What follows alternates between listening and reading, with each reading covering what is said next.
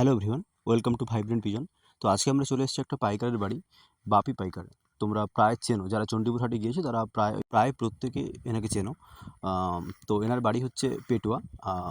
যারা আশা করি এনাকে চেনে তার বাড়ি তো আশা করি জানার কথা। তো আমরা ওনারই বাড়ি গেছিলাম।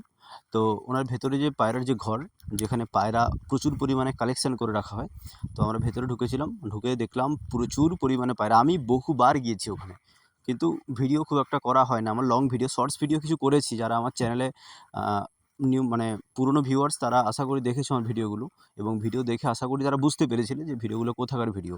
এবার যারা চিনতে পেরেছিলে যে ওনার বাড়ির ভিডিও, তো থ্যাংক ইউ সো মাচ। আর আজকে আমরা করছি একটা লং ভিডিও, ঠিক আছে? এখানে প্রচুর পরিমাণে পায়রা খাওয়া দাওয়া করছে, প্রচুর পরিমাণে। ফেন্সি থেকে শুরু করে হাই ফ্ল্যাটটাই এখানে বেশি, এবং ফেন্সিগুলো সব খাঁচার ভেতরে বন্দি ছিল আর কি। খাঁচার ভেতরে সব পেয়ারিং আপ করে বসানো ছিল বিক্রির জন্য আর কি। এখানের মধ্যেও প্রচুর পায়রা সেল আছে। যদি কারোর কোনো পায়রা পছন্দ হয়ে থাকে, আমার সঙ্গে যোগাযোগ করতে পারো। আমি ফোন নাম্বার দিতে পারি, আমি এখানে ফোন নাম্বারটা দিচ্ছি না। যদি কারোর পার্সোনাল লাগে আমার সঙ্গে কন্ট্যাক্ট করতে পারো। এখানের থেকে যদি কোনো পায়রা কেউ নিতে চাও, যদি কারোর এই পায়রাগুলোর মধ্যে কোনো পায়রা পছন্দ হয়, প্লাস আরও পায়রা বিভিন্ন ধরনের আছে। যদি পায়রার শখ থাকে, পায়রা কালেকশান করার ইচ্ছে থাকে, তো আমার সঙ্গে যোগাযোগ করতে পারো। আর আমরা ওখানে গেছিলাম ওই দিন, আমি আর একটা ভাই গেছিলাম আর কি। আমরা আসলে কিছু পায়রা নিতে গেছিলাম, কিন্তু পায়রা পছন্দ হয়নি আমাদের সেরকম। এখানে প্রচুর ভালো ভালো পায়রা আছে, কিন্তু আমরা যেরকম পায়রা খুঁজছিলাম সেরকম পায়রা ওখানে পাওয়া যায়নি।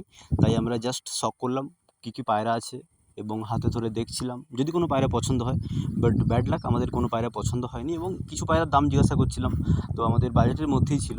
বাট ওই যে পছন্দ হয়নি। তারপরে একটু গল্প করলাম কাকুর সঙ্গে, কাকু হয়ে সম্পর্কে আমাদের।